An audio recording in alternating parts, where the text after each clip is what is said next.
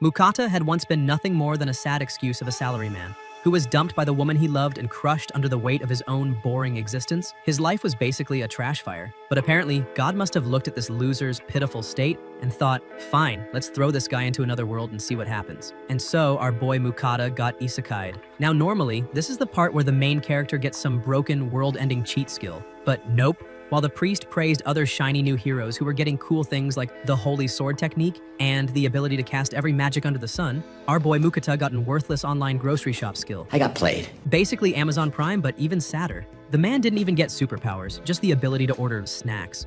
When he realized this was his one and only unique skill, Mukata's soul nearly left his body. He watched the others flex their legendary abilities while he stood there thinking he should have just stayed unemployed in Japan. Even so, he still had to appear before the king with the other so-called heroes. The king explained that his kingdom was under attack from the demon lord and begged for their help. The three OP heroes jumped at the chance, eager to show off their new cheat codes. Mukata, on the other hand, looked at himself, looked at them, and decided, nah, he would be about as useful as a plastic sword in a dragon fight. He politely declined and asked for a simple, peaceful life instead. Surprisingly, the king let him go, even tossing him 20 gold coins like hush money. Once in town, Mukata's weird modern clothes made him stand out, so he quickly bought something less suspicious. After wandering around, he got a room at an inn and breathed a sigh of relief. He already had trust issues with the king, noticing how suspiciously luxurious the palace looked. In his head, the kingdom was shady AF, so his new life plan was simple: get out as fast as possible. Checking his stats, Mukata discovered two more skills: item storage and appraisal. At first, his grocery app didn't respond, making him wonder if it was broken. But when he tapped the screen, a full-on online shop appeared. He tried ordering water and snacks, and after paying with his coins, a package popped out of thin air like Amazon on steroids. Suddenly, his useless skill didn't seem so bad. Doing the math, Mukata realized 1 gold coin equaled about $100, meaning the king had basically handed him a 6-month living allowance. The next day, he hopped on a carriage to escape the kingdom and bumped into a merchant. Through small talk, he learned his storage skill was insanely rare, like 1 in 1,000 rare. But when the merchant heard about his appraisal skill, he dropped the real bombshell. Only summoned heroes could have it. Mukata instantly panicked, hiding his secret like a man hiding browser history from his mom. When asked where he was headed, Mukata admitted he wanted to reach the next kingdom. The merchant told him that was smart because his kingdom was circling the drain and might shut its borders any day now. Just as Mukata processed that horrifying news, their carriage got suspended. At a local tavern, he learned why. The king had stopped carriages to keep people trapped. The logic was simple and dirty. If citizens ran, the army would shrink. Everyone whispered about escaping, and Mukata joined in on the worrying, especially since monsters lurked outside the borders. He finally dragged himself to the Adventurers Guild and requested an escort. The clerk quoted 8 gold coins for the journey, which almost made him choke. But since he had no choice, he paid up. A C-rank adventurer named Werner accepted the job and introduced his squad: Vincent the swordsman, Rita the scout, Ramon the mage, and Fanka the healer.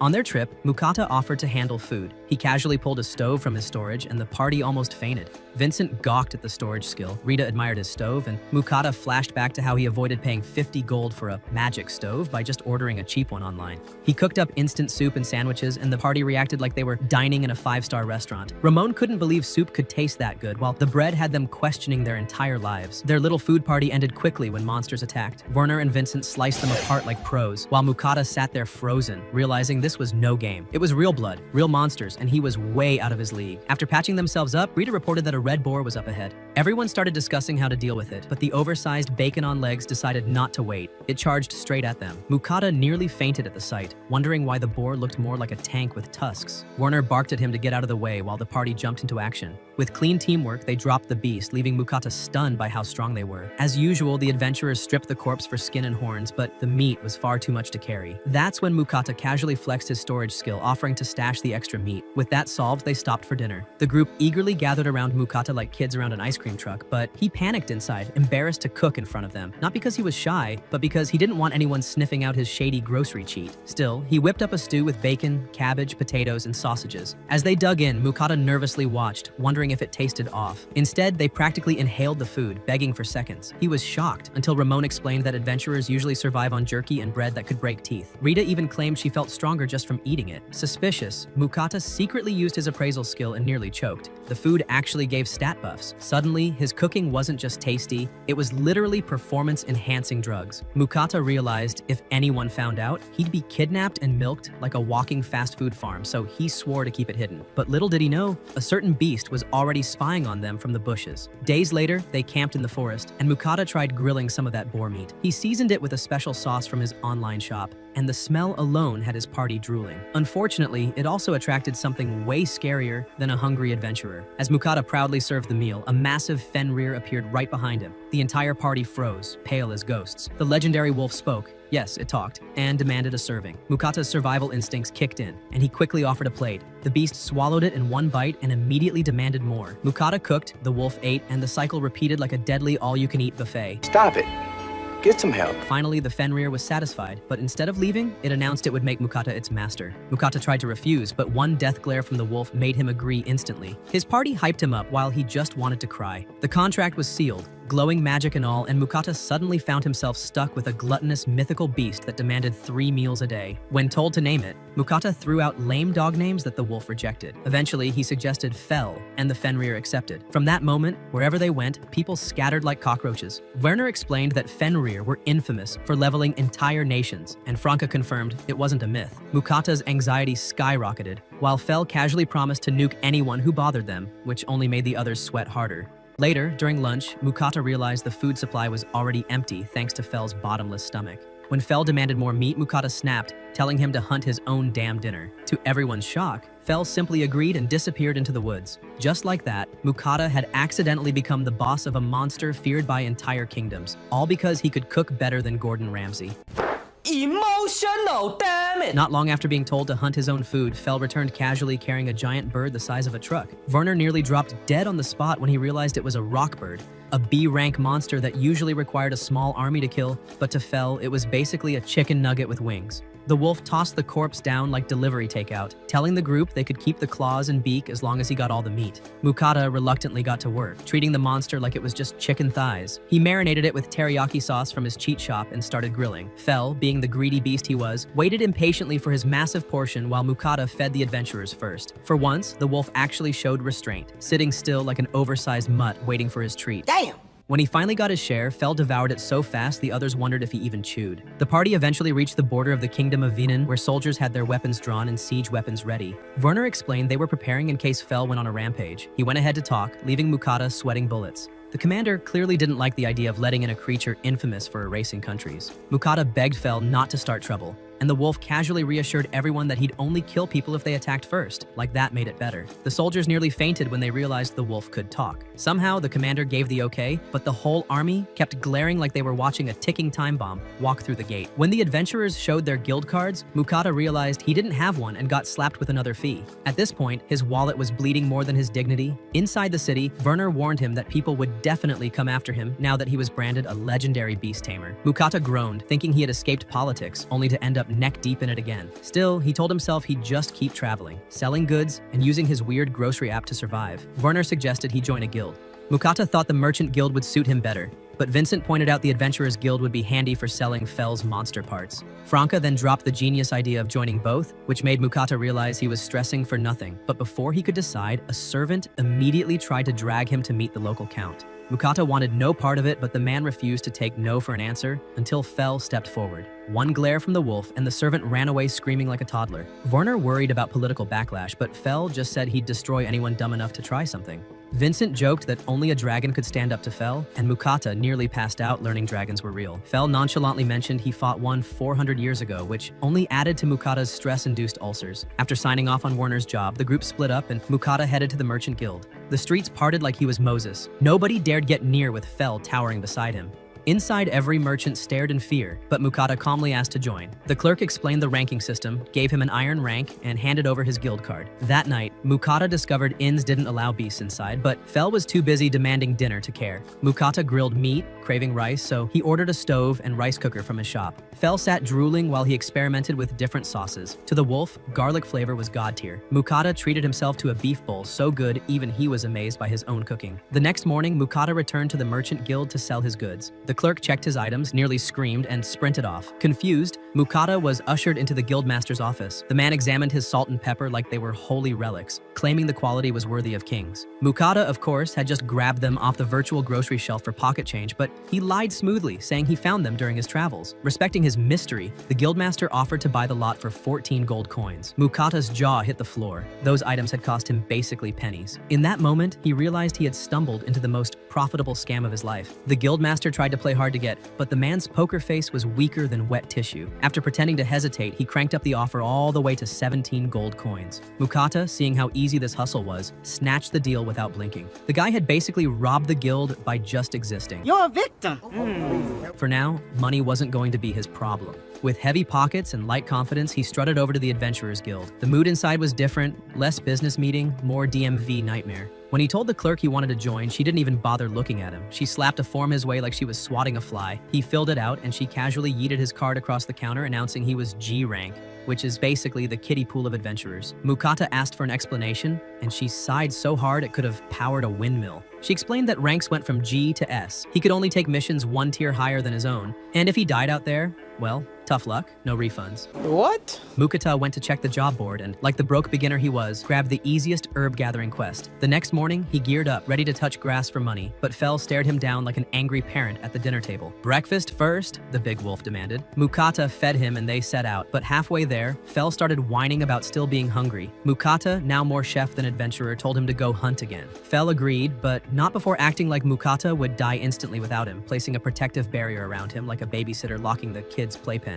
He then dashed off, demanding lunch be ready when he returned. Mukata began his quest, and thanks to his appraisal skill, finding herbs was child's play. He even wondered if bringing in extras would fatten the reward. Mission complete, he decided it was lunchtime. Out of meat, he settled for cheap spaghetti from his mystical online shop. Just as he was finishing, Fel returned dragging a rock bird, bragging about wanting more teriyaki. The wolf casually admitted he killed a whole buffet of monsters but couldn't carry them all at once. Mukata told him they'd pick up the leftovers later. Fel sniffed at the strange spaghetti. Mukata explained it was from his world, and soon enough, the picky wolf was slurping noodles like a toddler at Olive Garden. Once Mukata busted out Parmesan cheese, Fel leveled up his taste buds and got sauce all over himself, looking like a giant furry toddler. Mukata couldn't stop laughing until Fel showed him the mountain of monsters he'd slaughtered. Among them was an orc, which disgusted Mukata, but Fel casually said they were delicacies, basically walking pigs. Dragging his endless meat haul, Mukata went back to the guild. The same dead-eyed clerk was shocked to see him return with so many herbs, muttering about how lucky he was before tossing him 9 silver. Mukata then mentioned selling monsters, pointing at Fel. The girl nearly had a heart attack, but once she recovered, she sent him to the guild butcher. The butcher had already heard rumors about Mukata and almost fainted when the guy started pulling monsters out like a shady magician. Even A-ranked beasts were in the pile. Mukata told him to strip the materials but leave the meat, and the butcher said the job would take till tomorrow. Still, he prepped one orc so Mukata and Fel could have dinner. That night, Mukata fried orc meat with flour, finishing it with leftover sauce. Fel tore into it like he hadn't eaten in weeks, praising the tender taste compared to regular boar. Mukata, at first grossed out by eating what looked like a human-shaped pig, took a bite, and to his shock, it was delicious. Lesson learned. Sometimes, ugly food is still good food. The next morning, Mukata dragged himself back to the butcher's shop, only to find a literal mountain of meat waiting for him. The butcher tossed him a pouch so fat with gold, it nearly broke his wrist. 202 coins in total. Mukata almost fainted because this clueless man thought adventuring was supposed to be a grind. Yet he was out here printing money like a fantasy ATM. The butcher, seeing his dumbfounded face, decided to school him about the real value of monster parts, like orc testicles for male vitality and boar tusks for crafting. Mukata almost gagged, but hey, gold is gold. On top of that, the butcher handed him demonic stones from the A-rank monsters Fel casually tossed into the pile. Word had already spread around town. People whispered about whether Fel was truly a legendary Fenrir or just a big-ass dog with good PR. Mukata, hearing the chatter, thought it was time to dip. Staying in one place too long screamed death flags, and he wasn't about to play that game. Fel didn't care, but when he saw the meat stash, his stomach growled louder than thunder. Out in the wild, Mukata decided to reward his overpowered wolf for making him stupid rich. He pulled up his magical online shop, flashing cuts of meat from his own world. Fel started drooling so hard Mukata thought it was raining. Soon, Mukata whipped up a mixed platter, and Fel dove in like he hadn't eaten in weeks. Then came the main event, Japanese black Wagyu. Fel was offended by the small serving size, but once the taste hit his tongue, his brain practically short-circuited. Mukata explained it came from cows raised like royalty, and Fel, now juiced up with Wagyu steroids, declared he could beat a dragon. Mukata, terrified, appraised Fel and saw his stats had skyrocketed. The wolf wasn't bluffing. He was on cheat mode. Full of energy, Fel bolted off for a midnight hunting spree, but not before slapping a barrier around Mukata, claiming it could even block dragon breath. Mukata, too tired to argue, tucked himself in like a baby while Fel went Godzilla mode in the forest. That night turned into a massacre. Rockbirds got shredded in one swipe, a giant deer got fried with lightning, and when a chimera showed up, Fel blasted it into atoms with one move, lighting up the forest like a fireworks show. The next morning, Mukata woke up surrounded by 3 mountains of monster corpses. Fel shrugged, admitting maybe he overdid it, but bragged about one-shotting a chimera that normally gave him trouble. Mukata, staring at the carnage, decided Wagyu beef was officially banned from Fel's diet. During lunch, Mukata asked if Fel always fought with magic. The wolf explained he was blessed by the wind goddess herself and was basically a storm with fur. Mukata, realizing magic was a thing, wondered if he could use it too. Fel told him to check his stats, and sure enough, Mukata had mana. He begged for guidance, but Fel's version of teaching was, well, just think about it. Mukata closed his eyes, imagined fireballs, and of course, nothing happened. Embarrassed, he looked like an idiot miming superpowers. Fel finally showed him how to feel mana flow, and after a few tries, Mukata managed to cough out the weakest fireball in history. Fel, unimpressed, told him the only real way to learn was through fighting. Mukata immediately panicked, but Fel had no patience for cowards. Dragging him off, Fel led him straight into a goblin village. Mukata nearly cried, saying there were too many, so Fel did the worst possible thing. He howled and summoned every goblin within earshot. Mukata got chased like a marathon runner with bad knees, forced to fling fireballs while tripping over his own feet. One goblin lunged at him, but Fel's barrier saved him, giving him time to keep throwing spells. Eventually, one fireball actually packed some heat, knocking goblins back before Mukata collapsed like a dead battery. When he woke up, he was shaking from trauma, but Fel told him to stop whining and thank him for unlocking magic. Not only that, but Mukata had actually leveled up and even gained the fire magic skill. As a twisted reward, Fel proudly dragged back the Goblin King. The boss wasn't edible, but it did come with a shiny magic stone, so at least Mukata's suffering wasn't completely useless. Fel, the oversized stomach disguised as a wolf, decided that since magic stones were basically money printers, he deserved another Wagyu steak feast. Mukata, meanwhile, looked like a phone battery on 1%. Mana gone, soul broken. He shut Fel down instantly. Too tired to cook, Mukata just bought a random mix of sweetbreads, hoping sugar could bribe the beast. Fel threw a tantrum about the lack of meat, but after one bite, his divine taste buds betrayed him. The mighty Fenrir was now happily scarfing down pastries like a middle-aged aunt discovering donuts at a buffet. Mukata warned about cavities and diabetes, but Fel flexed his wind goddess blessing like a spoiled kid with plot armor. Disease? Never heard of her. Mukata cried foul, begging for blessings of his own, while somewhere in the heavens, the wind goddess was watching like a snack-deprived stalker, furious that she couldn't taste earth sweets. Divine life was tragic. Arriving at the next town, chaos brewed. Guards nearly fainted at the sight of Fel and demanded responsibility if he caused trouble. Mukata, sweating harder than a liar at tax season, quickly flashed his guild card and downgraded Fel to Great Wolf. Fel tried to correct them, but Mukata shut him down. Less attention meant fewer pitchforks. Inside, Mukata sought directions and stumbled into a tavern full of rowdy adventurers. To loosen their tongues, he bought drinks, and suddenly, everyone was his best friend. They explained the kingdoms and, spotting his cluelessness, offered him a rare adventurer's map. They swore it was priceless, so Mukata coughed up 1 gold without hesitation. The moment they left, the rest of the tavern burst into laughter. Our boy had just been scammed. The map was worth 1 silver at the guild. Fel comforted him, but only because a broke Mukata meant less meat money. Priorities, as always. Meanwhile, the wind goddess was losing her divine mind. Watching Fel and Mukata gorge on sweets and meat while she, an all-powerful goddess, couldn't even lick frosting? That was cosmic torture. Later, Fel blasted through the forest so fast Mukata thought that they'd hit the ocean. Nope. Fel stopped at a lake, craving sushi-grade fish. Rods were too mainstream, so he nuked the lake with lightning, frying an entire ecosystem in seconds. Mukata collected the floaters, spotting some trout and 1 suspicious pink fish. Fel swore it made his tongue tingle, but Mukata's brain cells actually worked for once. He appraised it. It was poisonous. Fel sulked. Mukata refused, and dinner survived. Instead, he cleaned the safe fish, thankful for those YouTube cooking tutorials back home, and grilled them to perfection. Fel devoured the feast while Mukata cracked open a beer, living his best camping life.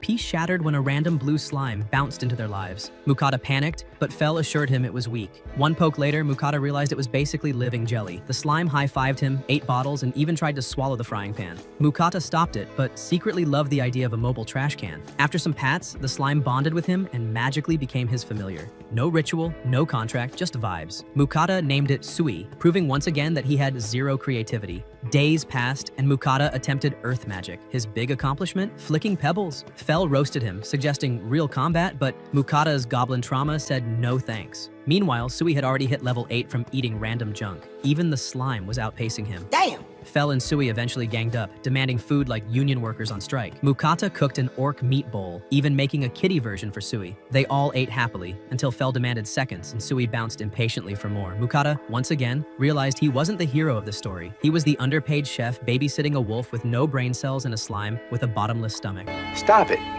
Get some help. After dinner, Sui decided to flex his hidden skill, dishwashing slime edition. He dissolved every leftover scrap like a living dishwasher, while Mukata looked at him with tears of gratitude. Finally, someone in this squad who wasn't a freeloading glutton. Feeling generous, Mukata pulled out dessert. Dorayaki, a sweet pastry stuffed with red bean paste. Sui devoured it with the joy of a toddler discovering sugar for the first time, and Mukata felt like a proud dad. At least his slime appreciated him. Morning came, and Fel woke up with a smug grin, claiming he had received a divine WhatsApp message from the wind goddess herself. When Mukata dragged himself up, Fel relayed the gossip. Apparently the goddess Nenri was willing to bless him, but only under her conditions. Weekly prayer and weekly tribute of earth sweets. Mukata couldn't believe this goddess was basically running a snack subscription service. Fel added that it wouldn't be a full blessing, just a minor one, but even that was OP. Immunity to status ailments and magic power-ups. Mukata accepted instantly. Who cared about dignity when donuts could buy divine protection? Of course, Nenri's first demand wasn't vague. She specifically wanted dorayaki, cream bread, and melon bread. Mukata cursed under his breath, but prepared the offerings anyway. The moment they vanished, he knew the deal was sealed. In the divine realm, Nenri bit into the dorayaki and nearly wept. She devoured it so fast that regret hit immediately. Coffee arrived with the package, and when she sipped it, the bitterness with sweetness nearly destroyed her. She swore she'd savor the rest. But who was she kidding? Seconds later, she inhaled everything like a sugar addict at 3 a.m. Back in the mortal world, Mukata's training finally showed results. Thanks to the blessing, his pebbles evolved into actual stone bullets, fired with force instead of looking like a toddler throwing gravel. Sui was now level 13, growing faster than Mukata's confidence, and he wondered if his slime might even evolve someday. Exhausted from draining his mana bar, he popped some chocolate, even sharing a piece with Sui. Fel eventually returned, pretending to be tired from running. Mukata didn't buy it, but the wolf pulled the classic victim card, whining about carrying Mukata every day. Mukata sighed and bought more chocolate anyway, because apparently his life purpose was running a divine catering service. That's when Nenri slid into his DMs again. She framed it as a divine message, but really, it was just her begging for chocolate. Mukata groaned. It hadn't even been a week since her last sugar haul. Still, she nagged until he gave in. Somewhere in heaven, a goddess was slowly turning into a snack goblin. Before Mukata could enjoy peace, Fel suddenly declared they were leaving. His suspicious face said it all. After sprinting through the forest, they stopped at the mouth of a dungeon. Mukata's soul nearly left his body. Why the hell were they here? Fel calmly explained it was for training, just like when Mukata learned fire magic fighting goblins. Mukata tried to backpedal out of existence, but Fel dragged him forward. But staring at the dungeon entrance, Mukata wanted to cry. Fel swore he'd already scouted it and that only weak monsters were inside, but Mukata trusted that about as much as a used car salesman. Fel told him not to worry, since he had a barrier for protection, but then immediately followed up with the cold truth. One day, he might not be there, so Mukata had to learn to fight on his own. Mukata, knowing he couldn't win against Fel's stubbornness, reluctantly agreed. But he demanded time to prepare first, because walking into a dungeon unready was basically suicide. Mukata, being the human vending machine that he was, decided to prepare a full-on buffet from his magic shop. Dishes piled high, sauces dripping, desserts lined up. This man was about to eat like he was at an all-you-can-eat Vegas buffet. Fel raised a brow, curious what the hell his contractor was doing stuffing his face before a dungeon run. Mukata proudly explained that food from his world gave temporary buffs. Fel's ears perked up instantly, remembering how that Wagyu steak had turned him into an even bigger steroid wolf. The problem? Mukata had no clue which dish boosted what stat. His genius plan was to eat literally everything and leave the scraps for Fel and Sui. So he stuffed himself like it was his last supper. Bite of curry here, spoon of stew there, some random bread, and dessert on top. Fel sat back watching him eat with the patience of a babysitter, while Sui, being the bottomless slime he was, licked his plate clean in a single gulp. Fel even asked if the garbage Sui ate counted as a buff too, but Mukata clarified that trash just helped the slime level up. Basically, Sui was a recycling bin with EXP gain. By the time Mukata finished his dessert, he looked ready to explode, but when he checked his stats, he almost cried with joy. All his attributes had shot up by around 20%. Fel and Sui's stats boosted too, and Fel instantly declared it was go time. Mukata, still clutching his food baby stomach, begged him to wait, but Fel shoved him toward the dungeon anyway. As they crept forward, Fel got tired of Mukata's snail pace and just pushed him straight into danger. The first enemy was a slime. Mukata hesitated, feeling guilty about killing something that looked like jelly, but Sui had no such feelings. He spat acid and melted it in seconds. Fel praised Sui like a proud uncle, even wondering if this slime was something unique. Mukata, meanwhile, was wondering why his pet was already cooler than him. More slimes oozed out, and Mukata managed to use Stone Bullet to finish one off, while Sui casually handled the other. Just when he thought he was safe, Fel dropped the warning. Horned rabbits ahead. Sure enough, a bunch of killer bunnies came charging. Mukata panicked, flailing his sword around like he was cutting weeds. Somehow, it worked. As they went deeper, Mukata asked why monsters weren't avoiding Fel like usual, since normally his presence cleared out whole areas. Fel told him that dungeon rules were different. Inside here, monsters attacked no matter what, and Mukata finally realized he was in hell. On the next level, they faced kobolds. Mukata fired off his stone bullet spell and miraculously downed 2 in a row. For once, he actually felt proud of himself, standing tall like some budget hero. Fel instantly humbled him, saying he still had much to learn. Mukata, instead of sulking, got fired up, swearing to get stronger. Growth arc unlocked. But then they reached the final floor and reality smacked him in the face. Fel claimed there would be around 10 kobolds waiting. Instead, there were way more, like a furry army convention.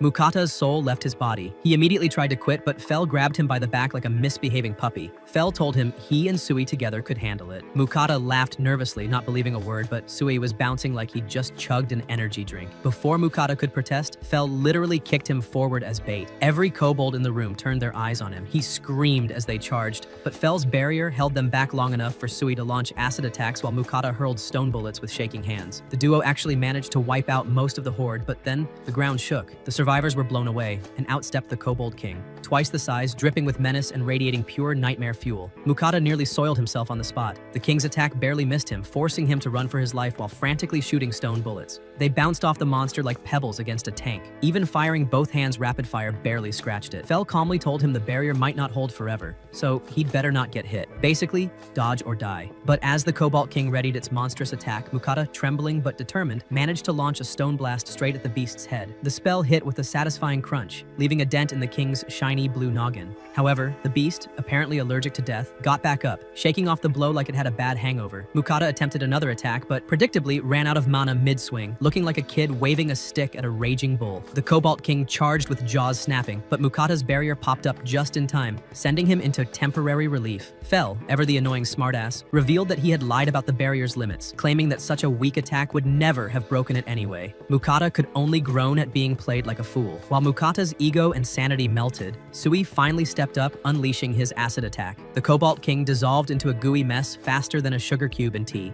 Sui began to glow mysteriously as Mukata, overwhelmed by exhaustion and hunger, passed out flat on the dungeon floor. Fel, sighing with exaggerated patience, carried him out, while Sui fretted over his new master, bubbling with excitement. In an unexpected twist, Sui suddenly started talking. He called Fel Uncle Fel, citing his strength and care as reasons for the honorary title. Fel predictably snapped at the nickname, but his pride was tinged with a tiny glimmer of affection. He left briefly to grab a snack but returned to make sure Sui stayed protected within his barrier. When Mukata awoke, he panicked momentarily, only to realize he was safe outside. Sui comforted him, chatting incessantly about the battle, which shocked Mukata even more. He was both adorable and terrifying now. Sui explained that he had gained the ability to speak after they defeated the Cobalt King, and he now addressed Mukata as master. Mukata, of course, found him unbearably cute and checked his stats. Sui had leveled up and even gained a new acid bullet skill. Mukata also checked himself and discovered he had leveled up 4 times and unlocked the earth magic skill, finally feeling like a competent adventurer rather than a stressed-out cook. Fel returned, and Mukata asked where he had gone. Fel claimed he had gone off to find some food because he had been hungry, but made it clear he preferred Mukata's cooking and therefore expected a reward for helping him teach earth magic. Mukata groaned at Fel's manipulative genius but relented.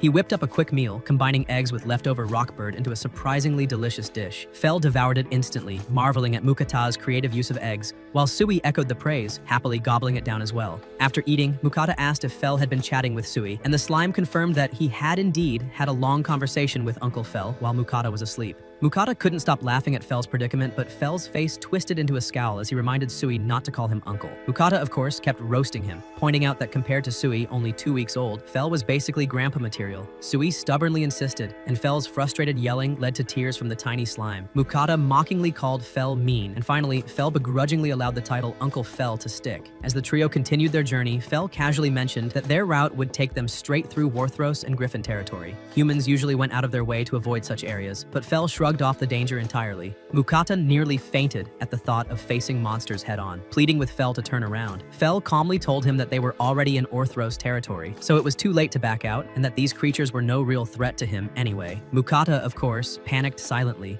imagining every possible attack scenario while Fel strolled ahead like he owned the place. Mukata could hear the ominous sounds of the forest, his nerves twitching like a cat on espresso. Soon enough, a pack of Orthros emerged from the shadows, twin-headed wolves with enough teeth to intimidate most people. Fel, unfazed as usual, used his signature intimidation to make the pack back off. Mukata, however, noticed one particularly foolish young Orthros that didn't get the memo. Fel calmly told him to stand back with Sui while he handled the reckless pup. Mukata dove into a bush, peeking out like a nervous squirrel, while Fel tried to warn the beast off. Predictably, it lunged, and Fel unleashed a skill so devastating that the creature disintegrated with a single, elegant slash. The remaining Orthros yelped in terror and scattered into the trees. Mukata's jaw nearly hit the ground as he asked about the attack.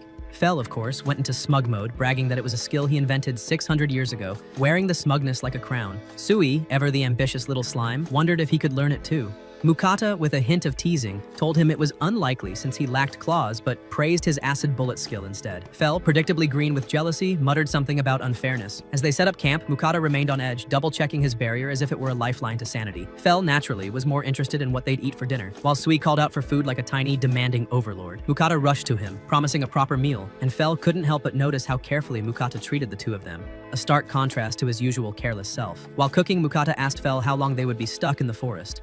Fel casually revealed they were only halfway through, leaving Mukata to process the horrifying fact that they still had 3 weeks of travel ahead. Panicked about running out of meat, he decided to cook some black serpent, remembering rumors that it tasted like chicken. He meticulously removed the meat from the bones, sliced it lean like chicken breast, marinated it with sugar and sake, whipped up a special chili sauce, and fried it all together. Mukata hesitated before tasting it, convincing himself it was just chicken, but the flavor knocked his socks off. Fel immediately snatched the plate, devouring it and demanding more, leaving Mukata shaking his head at the little monster's gluttony. As they trekked deeper, Fel suddenly halted, drawn to a patch of glowing mushrooms. He explained they had powerful healing properties and were extremely rare. Mukata quickly began harvesting them while Sui, predictably, chowed down. Suddenly, the slime began glowing, causing Mukata to panic slightly, but the glow subsided. Using his appraisal skill, Mukata discovered that Sui had gained the ability to create healing potions. Fel explained that this was likely from consuming the mushrooms. Recalling a similar incident where he once saw a slime turn metallic after eating metal, Mukata was ecstatic, showering Sui with praise, and encouraged him to try his new skill.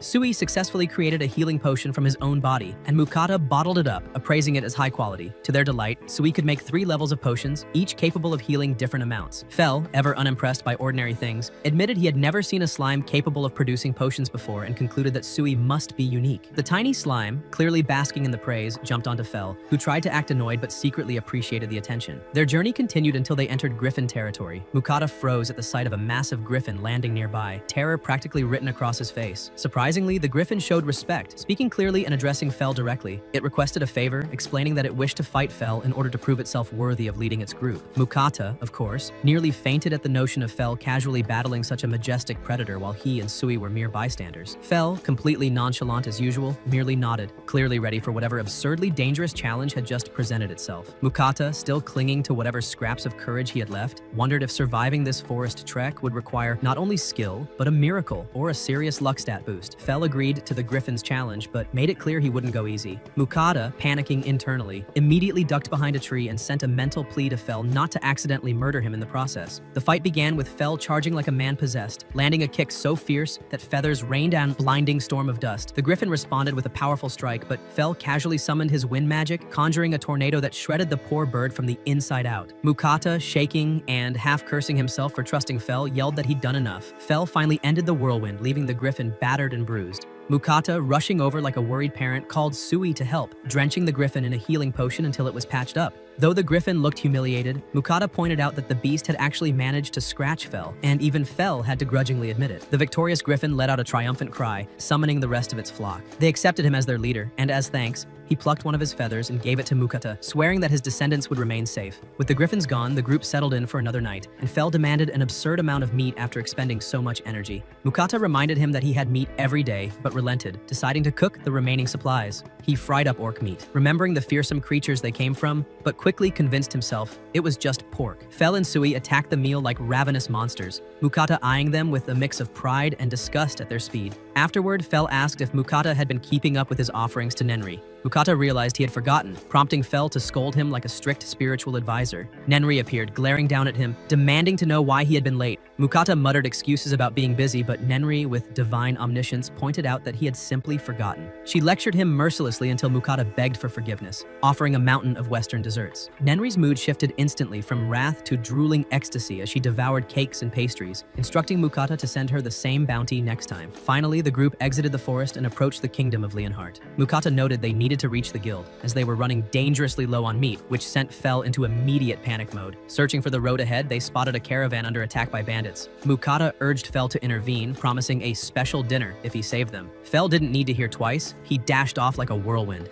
At the caravan, the poor travelers were struggling against the bandits, but Fel's roar froze everyone in their tracks. He demanded they surrender, and the bandits, terrified, dropped their weapons. All were captured without further fuss. Mukata met Lambert, the caravan owner, and Lars, the adventurer leader. They gushed over Fel, expressing disbelief at meeting the legendary figure from all the rumors. Mukata asked where they were headed and was told Carolina. Being new to the area, he asked if he could join the group. Lambert, feeling safer with him around, welcomed their company. As Mukata traveled with them, he overheard guards debating whether Fel was a Fenrir or a great wolf. Shocked at the reach of the rumors, he learned that the guilds had been spreading news about Fel using magical teleportation letters, making the legend practically unavoidable. While everyone around him was gawking at Fel like he was some living legend, Mukata quietly fretted over keeping his identity under wraps. With his item storage and shop skills, he knew he could easily be exposed as a summon hero, and the last thing he needed was nobles sniffing around and trying to pull some sneaky stunt in this new kingdom. The caravan eventually stopped for the night, and Fel, ever the greedy brat, reminded Mukata of the special dinner he had promised for saving everyone. The guards settled for some jerky, muttering about how tired they were, while Mukata sneaked off to find a private spot to cook. Fel immediately demanded an absurd amount of meat, and Mukata, who was starting to get annoyed at his endless hunger, sighed. But when Sui piped up, pleading for a bit of meat, Mukata's irritation melted. He happily agreed. Out of steaks, Mukata decided to combine whatever meat he had left into one grand creation. He went all out with marinades, sauces, and flour, shaking it all into a perfect coating before frying it to golden perfection. The result was an exquisite fried chicken dish with two distinct flavors. Sui's eyes sparkled as he devoured it, and even Fel seemed genuinely impressed for once. The smell of Mukata's cooking wafted over to the rest of the caravan, drawing every curious guard and traveler toward the source. Mukata offered some generously,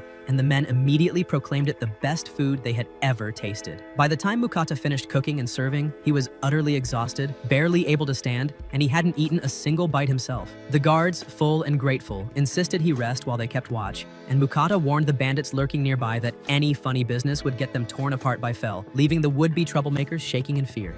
After a calm night, the caravan finally reached Carolina, the 5th largest city in the kingdom. Lambert explained that his family had been leather merchants there for generations. The captured bandits were handed over to the city knights, and Lars headed to the guild to submit his report. Mukata decided to visit the guild as well and promised Lambert he'd stop by his shop later. At the guild, Mukata discovered that his adventurer card had been unregistered. Apparently, failing to complete the minimum number of quests in the last month had caused them to deactivate it. Mukata reflected on the chaos of the past month. He'd fought, cooked, and survived more than most adventurers did in a lifetime, but the clerk nonchalantly explained that most people push through as many missions as possible to hit F rank quickly, taking advantage of the 3-month time limit. Mukata immediately decided to re-register and proudly introduced his second familiar, Sui. The girl clerk, unimpressed, let out a laugh along with some other adventurers. Mukata tried to ignore their mocking, reminding himself that Sui was ridiculously cute and unique. He then made his way to the guild butcher, but bumped into Lars and his adventurer crew. Mukata casually mentioned he was trying to sell some of the monsters they had caught, and Lars, curious about Fel's hunting skills, asked to see. Mukata obliged, revealing his haul, which left the group completely stunned. They had never even imagined some of these beasts existed. The guild butcher practically squealed with delight, claiming he had never worked with such high-class materials, and that commoners would never get a taste of this meat. He eagerly started skinning a red serpent while Mukata and Fel imagined how it would taste. Lars, still processing the sheer audacity of their previous meals, asked what kind of meat they had eaten the night before. Mukata, with a shrug, casually mentioned that dinner had been a little bit of everything. Rockbird, giant deer, and orc meat, leaving Lars wide-eyed and the others muttering in disbelief at their gluttonous and slightly terrifying appetites. The group immediately apologized to Mukata, clearly not realizing that they had just been served a feast of such ridiculous quality that even the most seasoned gourmets would weep. Mukata, ever magnanimous, or maybe just too lazy to care, shrugged and told them it was fine, since he had mountains of food to spare. Lars, impressed and slightly in awe, mentioned that Mukata was well known in the city and encouraged him to call if he ever needed anything, leaving Mukata with a small smirk at being recognized without doing much. That night, Mukata rested in a quiet inn, pondering whether he should focus on reaching F rank to keep access to the guild butcher. The thought of becoming a full-fledged adventurer made him roll his eyes. He was already doing more than enough with cooking, managing his shop,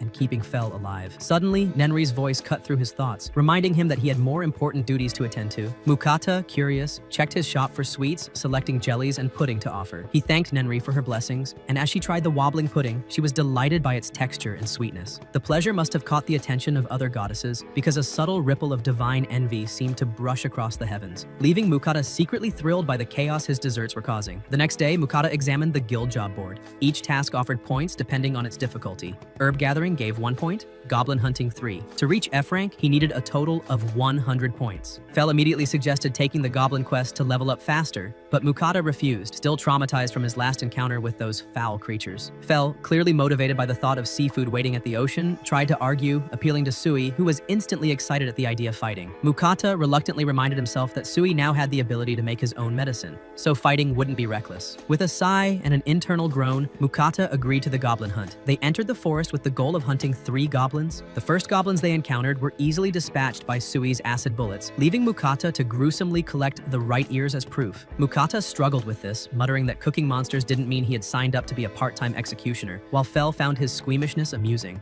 Mukata's grumbling, of course, attracted a swarm of goblins, all of which Sui obliterated effortlessly with acid spray. When they discovered a full goblin camp, Mukata suggested they had already done enough, but Sui begged to continue. Mukata, unable to resist Fel's dragging force and Sui's pleading puppy eyes, gave in. By the end, the entire goblin settlement lay in ruins, leaving Mukata emotionally scarred from collecting ears and worrying about the disposal of bodies. Fel suggested burning them, but Mukata immediately panicked about starting a forest fire. Ingeniously, or horrifyingly, Mukata ordered Sui to melt the corpses with acid. Sui trembled, then grew to an enormous size, revealing a new skill to manipulate his form. As he shook again, he split into countless smaller slimes, creating an army that efficiently dissolved the goblin remains. Mukata, both horrified and impressed, wondered just how strong Sui could become. Even Fel, who had seen plenty of chaos, was momentarily stunned. When Mukata returned to the guild, every adventurer and clerk gawked at the sheer number of goblins they had taken out. He was called to meet Guildmaster Willem, who confirmed that the entire goblin settlement had indeed been wiped out. Mukata admitted to the feat, praising Fel's overwhelming strength. Willem revealed the true reason for summoning him, a message from the royal palace. The kingdom declared that Mukata and his companions could live freely within the country, yet they wished to rely on him in emergencies. Mukata celebrated his newfound independence, thrilled to be free from the nobles' endless schemes, while Willem casually added that merely having a legendary beast like Fel in the country would serve as a sufficient deterrent to neighboring nations. Mukata couldn't help but smirk at the absurdity. A lazy shopkeeper with a meat-obsessed demon wolf and an army of talking slimes was suddenly the kingdom's secret weapon. Hearing that Mukata was aiming to level up his guild rank, Guildmaster Willem decided to flex his authority and raised him directly to C rank, leaving Mukata slack-jawed in disbelief. Willem explained that it would be a problem if Fel's master was too low-ranked, which Mukata silently agreed with, although he still considered Willem slightly insane for caring about rank. In exchange for the rank up,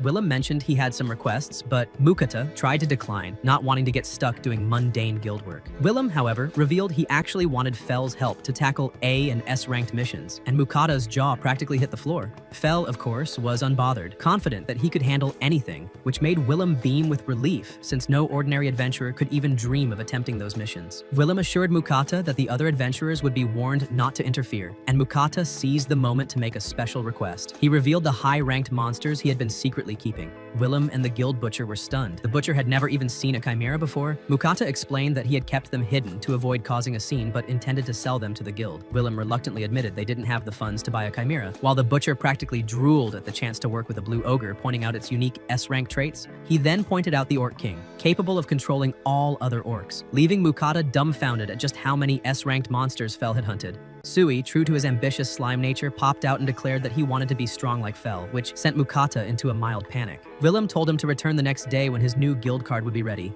Later that night, Mukata fretted over dinner plans. Fel demanded meat as usual, and Mukata, noting that they've been deep frying everything lately, decided to cook something lighter. He boiled rockbird meat, prepared fresh vegetables, shredded the meat, and even had Sui help top the dish with a sesame dressing. Fel eyed the vegetables suspiciously but ended up devouring the meal, while Sui declared the sesame sauce heavenly. Realizing he hadn't made rice, Mukata whipped up a sandwich for himself, which Sui eagerly sampled, and Fel quickly asked for seconds. After the meal, Fel rested, sprawled in Mukata's cramped inn space. Mukata, feeling it inadequate for his wild combat-trained companions, unrolled his futon to create a more comfortable sleeping arrangement before instantly falling asleep himself. The next day, Mukata returned to the guild and was stunned to find his new guild card gleaming silver, complete with a 6-month time limit for completing missions. No more risk of deactivation. Willem paid him for all the monsters he had sold. The red serpent was worth 200 gold, the blue ogre 432 gold, and after factoring in the goblin subjugation, the total value soared past 1,900 gold. Mukata was speechless, simultaneously thrilled and worried about attracting attention. Willem then outlined the 2 missions he wanted their help with. The first involved a group of metal lizards whose armored skin made physical attacks nearly useless. The second was hunting a herd of bloody horned bulls wreaking havoc in a beginner hunting ground. Fel naturally immediately thought of the bulls as beef and got visibly excited at the thought of steak. As they prepared to leave the guild, Mukata suggested departing in the morning to avoid traveling at night. Fel, however, had other priorities. He was too impatient to wait and wanted steak as soon as possible, leaving Mukata to silently question whether he was traveling with a genius or a monster obsessed with meat. Mukata stopped by Lambert's store, intrigued by the idea of picking up a new bag. Lambert laid out a small arsenal of bags, each crafted from different materials, and Mukata realized this wasn't just any bag. It was going to carry Sui. Deciding to delegate the life or death choice to the slime himself, Mukata let Sui pick. Naturally, Sui went for the bag made of red boar leather, immediately claiming it as his own. Mukata, meanwhile, sifted through belts and new shoes, briefly debating whether to buy some from his own shop. He ultimately decided against it. Standing out in a town where rumors about him already ran wild seemed like a terrible idea. The total came to 11 gold, but Lambert waved it off, insisting Mukata take it for free, citing his heroic deeds and the top-tier meal he had served. Mukata accepted politely, though Lambert's lingering thoughts drifted to the black serpent they had eaten. He asked if Mukata still had its skin, but Mukata admitted he had sold it to the guild. Lambert groaned at the loss, lamenting the persistent shortage of serpent skin, and daydreamed aloud about getting his hands on red serpent hide. Mukata, feeling guilty, promised to sell any future serpent skin directly to Lambert. As they left, Mukata couldn't stop thinking about the taste of serpent, and he decided it deserved a repeat performance. He marinated the meat, fired up the pan, and prepared to give Fel an all-you-can-eat experience. Of course, Mukata couldn't resist sneaking a few bites himself, prompting Fel and Sui to grumble like spoiled children. Fel demanded to start eating immediately, but Mukata fried the meat a second time for extra crispiness. Once they dug in, even Fel had to admit that double-fried serpent was an absolute game-changer. After the meal, their stomachs protested violently, and Mukata, ignoring their groans, continued cooking for himself, planning to stash portions in storage for a rainy day. He cracked open a beer and reflected on how fortunate he was to have companions like these who made the chaos of adventure almost bearable. The next day, Mukata and Fel journeyed to the mountains where the guildmaster had reported the metallic lizards. Mukata wandered around, speculating where the lizards might be hiding, but Fel's heightened senses immediately detected a cave tucked into the mountainside. Mukata hesitated, suggesting they wait outside, but Fel, impatient as ever, barreled straight in. Inside, they found only one lizard, glowing with an eerie metallic sheen.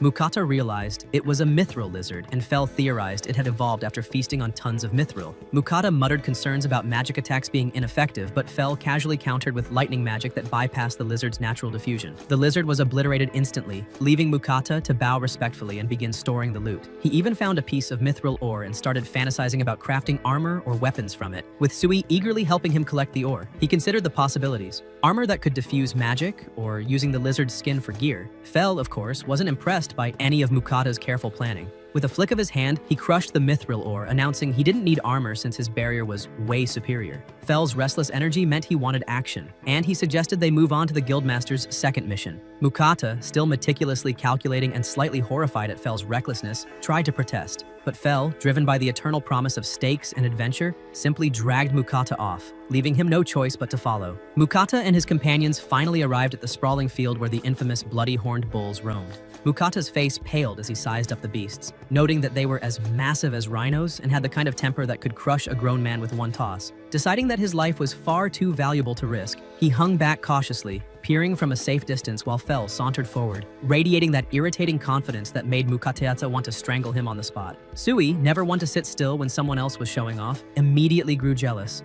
The slime morphed and darted after Fel, leaving Mukata muttering curses under his breath about how he had volunteered for nothing except babysitting these two disasters. Within moments, an enormous blast of wind erupted across the field, and all the bulls were sent tumbling like bowling pins. Mukata blinked, completely taken aback, while Sui bounced excitedly, detailing every glorious moment of the fight. Fel casually praised Mukata for handling the aftermath, which involved stuffing the defeated bulls into his seemingly endless storage. Sui, ever the overachiever, split into dozens of smaller slimes to help carry the massive load. Mukata, despite himself, began dreaming of all the beef dishes he could craft once they returned. Meanwhile, back in town, Willem and the guild's butcher nearly fell out of their chairs upon seeing the Mithril lizard Mukata had brought back. Mukata's nerves flared, wondering if he had inadvertently caused a diplomatic incident. The butcher, eyes practically bulging, explained that an intact Mithril lizard hadn't been seen in 400 years, making this an astronomical rarity. Willem added that the discovery hinted at a new Mithril mine, emphasizing that only 3 such mines existed in the entire world. Mukata's jaw nearly hit the floor. Willem further explained that the lizard would be kept as an offering to the king, but that Mukata would be compensated handsomely, around 5,000 gold for the discovery. The butcher's envy was palpable, while Mukata felt a cold sweat forming on his back, silently questioning why his life had to involve this much attention. Willem then asked about the bulls, only to be stunned again when Mukata revealed the task was already completed. Mukata, quietly panicking, imagined all the nobles suddenly flooding his peaceful life, while Fel, blissfully unconcerned, focused solely on one thing: steaks. Back at their temporary camp, Mukata prepared their dinner with military precision, cutting juicy steaks and frying them to a perfect medium rare. He let the meat rest in foil while Fel drooled impatiently with Sui hovering nearby. When the first bite hit their tongues, the trio was speechless. The steak was nothing short of divine, juices bursting with every bite. Fel, clearly the most shameless foodie alive, compared it to high-end Wagyu and demanded seconds immediately. Mukata complied, adding his special steak sauce to elevate the flavor,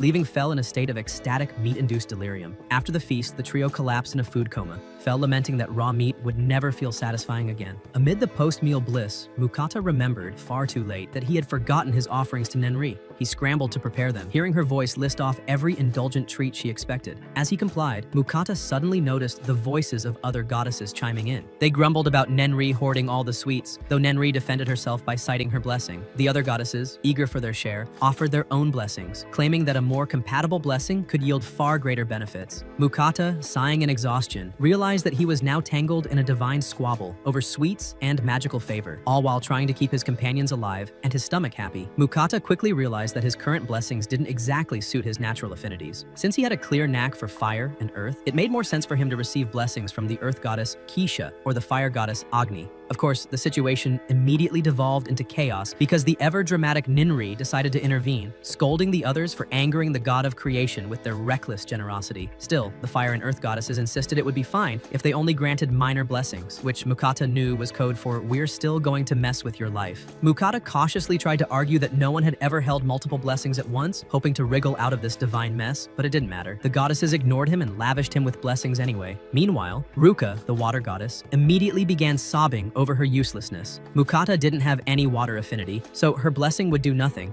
and she was clearly offended that she would be left out. The other goddesses panicked, shrieking for him to fix it, and Mukata, now feeling like he was negotiating a corporate merger with literal gods, looked to Sui for comfort. Spotting his loyal slime, he got an idea. He asked Ruka to redirect her blessing to Sui. Surprisingly, Ruka agreed, giving Sui a full blessing. Kisha smugly pointed out the absurdity, noting that Ruka only offered blessings once every 100 years, whereas the others practically handed them out like candy, explaining why the god of creation was constantly annoyed. Now officially blessed, Mukata had no choice but to send the goddesses offerings. True to form, he overcompensated with an enormous box of desserts. Mukata checked his status and marveled at the stats, while Sui, ever clueless, asked what blessings actually did. Mukata explained that they offered protection and enhanced power, though Sui's brain seemed to short-circuit at the concept. Determined to test the blessings, Mukata tried his magic the next day. To his delight, he discovered his power had skyrocketed, and his stamina remained intact even after prolonged spells. Feeling smug, he had Sui test the water blessing, prompting the slime to form a spinning orb of water and shoot it at a tree, which snapped in half instantly. Sui then created water blades, effortlessly slicing through multiple trees, leaving Mukata simultaneously awed and slightly terrified. He reminded Sui to keep it under control, especially in town, but of course, Fel immediately perked up, eager for a fight. Mukata groaned, telling him it was too soon, leaving Fel grumbling in disappointment at the lack of a worthy opponent. Later, Mukata continued experimenting with his earth magic, perfecting his stonewall spell and even building a small house. He was eager to impress his companions, though Fel barely looked up from his latest hunting venture. Predictably, Fel returned with a black serpent in tow, knowing full well Mukata had a deal with Lambert. Mukata eyed Fel suspiciously, suspecting ulterior motives, but Fel's only goal was a special dinner as reward for his efforts. Fel gave a quick nod to Mukata's hut, admitting it was surprisingly comfortable, and suggested they might go hunting that day. Mukata, however, was far too practical and refused. insisting they first return to town to deliver the freshly caught black serpent to Lambert. Back at the guild, Mukata visited the butcher to hand over all the bull meat. The butcher, still visibly awestruck from previous encounters, quickly paid Mukata for the portion he sold. Mukata then produced the black serpent, prompting the butcher to gape in astonishment that he had found another one so effortlessly. Mukata requested the butcher's help in preparing it, while Sui, bouncing excitedly, asked if it was already time for lunch. Mukata sighed, realizing that even with divine blessings and legendary beasts, his life would always be a chaotic mix of cooking, adventuring, and babysitting two utterly ridiculous companions. Mukata prepared to cook, and Fel, ever the impatient carnivore, asked why he seemed so excited. Mukata revealed his latest purchase, a meat grinder which he planned to use to make perfectly minced meat. His eyes sparkled with the sort of unhealthy glee only a true cooking obsessive could muster. Sui, naturally, was instantly fascinated and insisted on helping, hopping around eagerly as Mukata fed bull meat into the grinder. Soon, they were tossing in pork as well, mixing everything together with eggs and onions before shaping the meat into uniform patties. Perfect not just for eating, but for storing safely in Mukata's magical inventory. He fried the patties to golden perfection, added his secret sauce, and Fel immediately dove in, barely restraining himself from devouring the entire batch in one sitting. After the meal, Mukata attempted to wash his shirt but was immediately disappointed by the poor quality soap. Inspiration struck. Why not turn this into a business opportunity? He bought a stock of shampoo and conditioner, discreetly bottling them so it wouldn't look suspicious, while Sui splashed happily in a tub nearby. Mukata realized he hadn't bathed properly in ages and decided to check in with Lambert. Lambert was initially surprised to see the black serpent skin but quickly listened as Mukata pitched himself as a merchant, hoping to gauge the value of his products. Lambert sniffed the soap, noted its pleasant fragrance, and Mukata nervously explained the shampoo's cleaning power and the conditioner's silky effect. To Mukata's shock, Lambert suddenly broke into tears, overwhelmed with gratitude. With his wedding anniversary approaching, Lambert admitted he had no clue what to get his wife Marie, who was tired of jewelry and accessories, and Mukata's products were perfect. Curious about the setup, Mukata asked if Lambert even had a bathtub. Lambert proudly showed him the custom-built tub, complete with a magical purifier and earth magician enhancements, worth hundreds of gold. Mukata's mind immediately raced with visions of finally bathing properly, and Lambert offered to introduce him to the seller, an offer Mukata gratefully accepted. Mukata left Lambert with a sample to test first, and Lambert promised to try it himself rather than experiment on Marie. The next day, Mukata returned to Lambert's store and was greeted with enthusiasm. Marie appeared, immediately curious about the products. Lambert, after using the shampoo and conditioner himself, smelled incredible, his hair silky and soft. Though he grumbled at ruining the anniversary surprise, Marie, however, confirmed that the products worked wonders on her own hair, making it beautiful and manageable, and insisted that Mukata sell them wholesale at their shop. Mukata was flabbergasted. He didn't even own a store, but Marie assured him the products would fly off the shelves and gave him no choice. Excited by the prospect of a personal supply, Marie practically danced in glee, while Mukata left exhausted after delivering a large batch to their store. Fel, predictably, immediately began pestering Mukata to search for a dungeon, but Mukata refused, citing a summons from the guildmaster. As Fel sulked outside, Mukata overheard adventurers gossiping about a rogue wyvern nearby and began to worry about the threat. Arriving at the guild, Mukata was stunned to see a colossal pile of gold awaiting him. Willem explained that Mukata would receive 5,800 gold for discovering the Mithril mine alone, leaving Mukata daydreaming about finally affording a bathtub of his own. Just as he allowed himself a moment of satisfaction, an emergency alarm rang. A herd of wyverns was approaching, instantly snapping Mukata out of his fantasies and leaving him to wonder how he had gotten himself into yet another chaotic adventure. Scattered among the chaos were injured adventurers, some writhing from the wyvern's deadly poison. The guild was in a panic,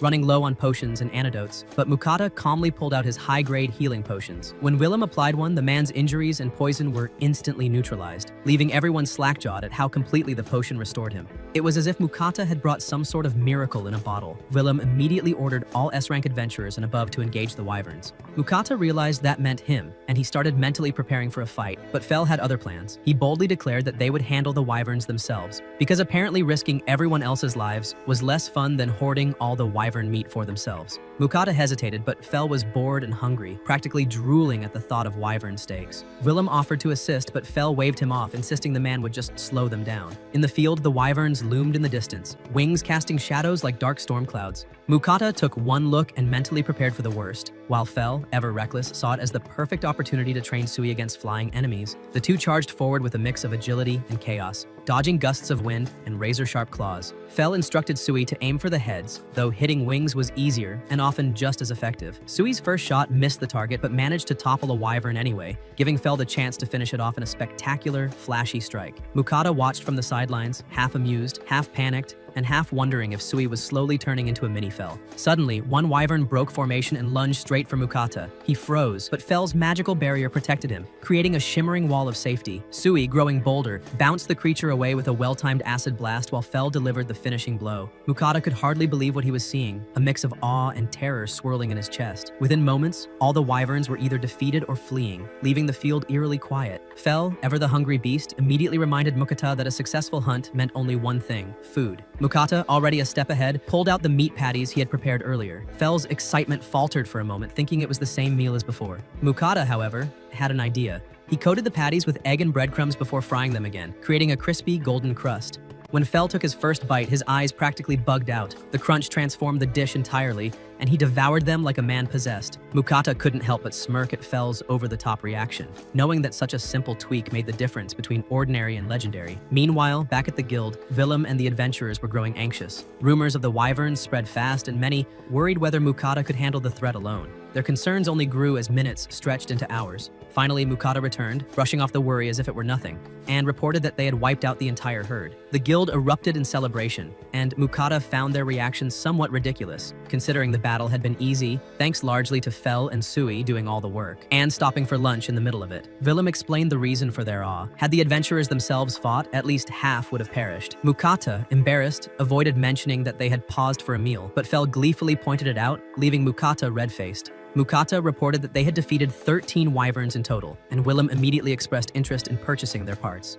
Mukata, trying to be generous, offered everything except the meat, knowing Fel would riot otherwise. Unfortunately, the guild only had enough gold to buy half of the Wyvern's components, leaving Mukata slightly frustrated, and secretly hoping they wouldn't ask for a discount. Back at the inn, Mukata suddenly remembered he needed to send offerings to the goddesses. No sooner had he thought it than a divine message from Agni arrived, scolding him to hurry up. Mukata explained that he was about to send the offerings, but just then he received a secretive note from Nenri, reminding him that she had been the first to bless him, and therefore expected more sweets than the others. Keisha, never one to miss an opportunity, slyly requested that Mukata send her the shampoo and hair products he had been selling, while Ruka wanted to sample some of his other culinary creations. Mukata sighed, pointing out that he couldn't keep all the offerings separate since he planned to send them at once. Agni naturally got furious at the other goddesses for making secretive requests and jumped in herself, demanding alcohol. Mukata, cornered and muttering under his breath, had no choice but to agree. The next day, Mukata and Fel found themselves drawing even more attention after their spectacular wyvern hunt. Mukata made his way to a specialty shop, eyes wide as he surveyed the rows of bathtubs, some crafted from rare materials offering magical effects. The clerk explained that prices started at 300 gold, and the more exotic tubs carried far higher costs. Mukata considered the options carefully, but when the clerk unveiled the newest model, Mukata blinked. It looked like a completely normal bathtub. Without hesitation, he chose the green bathtub,